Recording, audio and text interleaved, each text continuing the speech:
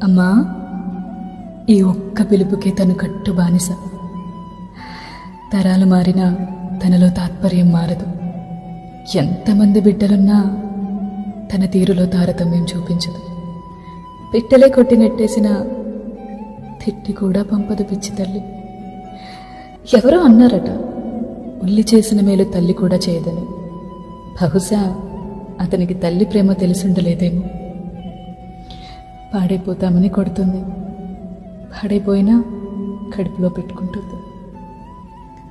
తన గురించి రాసే కళానికి కూడా తను మోసే బరువు తెలిసి భారంగా కదులుతుందట.